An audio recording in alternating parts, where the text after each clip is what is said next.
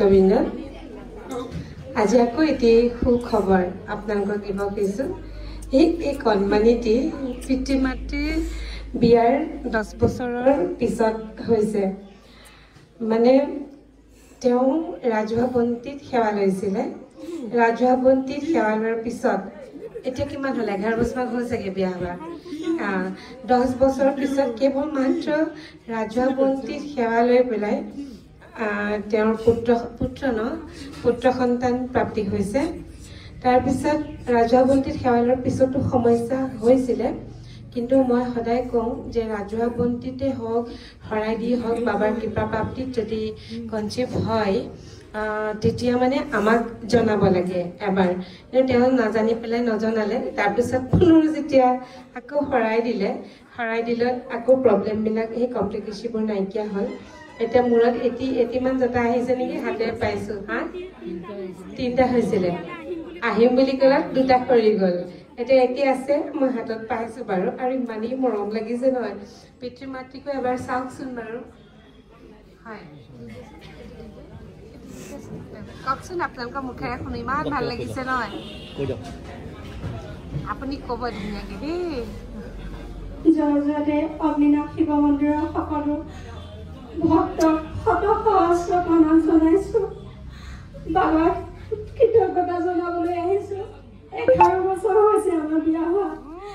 10 বছৰলৈকে আমাৰ মানে সন্তান প্ৰথম দুবাৰ হৈছিলে তাৰপিছতে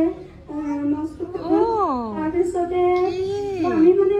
বহুতখিনি বাধা দেখিলি আমি আশা বাদেই দিছিলোঁ কিন্তু এদিন মোবাইল খুচৰি থাকোঁতে তেতিয়া মানে দুদিনমান পোষ্ট দেখিছোঁ যে অগ্নিনাভ শিৱ মন্দিৰৰ লাইভ দি আছে সকলোৱে মানে কমেণ্ট দিয়ে মোৰ কমেণ্ট পঢ়িবলৈ লাগিব কমেণ্ট পঢ়ি মোৰ খুচৰি কণ্টেক্ট নম্বৰ বিচাৰি মই সবিশেষ মানে তাৰ পৰাই জানি মই অনলাইনত যি মানে লাইভ দিয়ে সেই লাইভত ৰাজহুৱা বন্তিত সেৱা লৈ মোৰ সন্তান প্ৰাপ্তি হ'লগৈ এতিয়া কিন্তু মোৰ সন্তান প্ৰাপ্তি হোৱাৰ পিছতো বহুতখিনি বাধা 3 মাহতো মোৰ সেই আগৰ একে অৱস্থা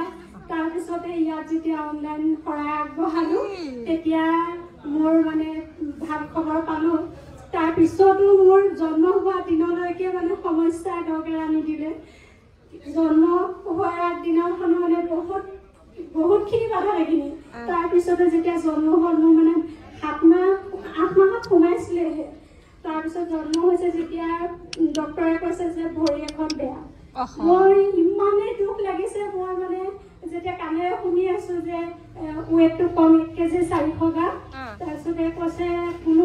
মানে ৰিস্ক ল'ব বিচৰা নাই তথাপিও আমি চেষ্টা কৰিছোঁ ভৰি এখন কিন্তু বেয়া কিন্তু মই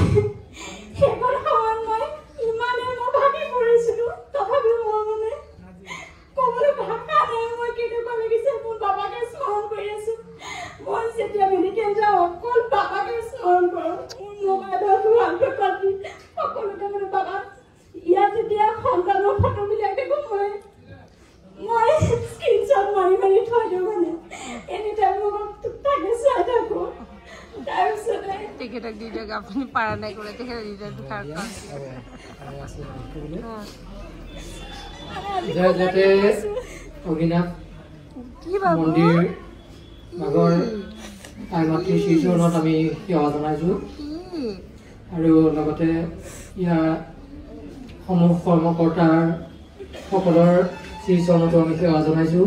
ইমান কষ্টৰে মন্দিৰভাগ লালন পালন কৰি ৰাখিছে আমাৰ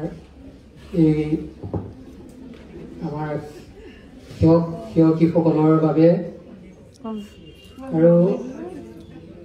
দ্বিতীয়তে আমাৰ কথালৈ আহোঁ আমাৰ 10 বছৰ হ'ল 11 বছৰ সোমাইছে আমি 10 বছৰ বহুত কষ্টত দিন পাৰ কৰি আহিছোঁ আমাৰ দৰে যাতে আমাৰ দৰে বেলেগৰ যাতে হোৱা নাই আমাৰ অনুভৱ হয় আৰু সদৌশেষত আমি মানে আশা এৰিছিলোঁ বিশেষকৈ মই তেওঁৰ কথা মই ক'ব নোৱাৰোঁ মই আশা এৰিছিলোঁ আৰু এৰাৰ কাৰণটো এইটোৱে আছিলে ডক্টৰে তেওঁক অপাৰেশ্যন কৰিব লাগে মই অপাৰেশ্যন কোনো কাৰণতে কৰিব নোৱাৰোঁ 2-3জন ডক্টৰে মোক ক'লে তাৰ পৰামৰ্শ দিয়ে তেওঁক অপাৰেশ্যন কৰিব লাগে আৰু কোনোবাই কয় অপাৰেশ্যন কৰিলে সফল পাব, কিন্তু যদি নহয় তেতিয়া মানুহগৰাকী বলিয়া হ'ব। মই কোনখন নামত ভৰি দিম, মই সীমাহীন হৈ গৈছিলোঁ, সেইটো লৈ মই আশাই দিছিলোঁ।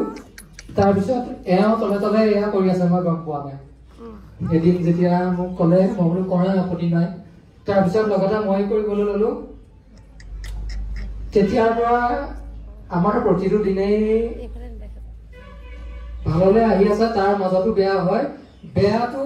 এনেকুৱাকে যায় গম নাপাওঁ, বেয়া হোৱাৰ সময়টো এনেকুৱাকে যায়। আৰু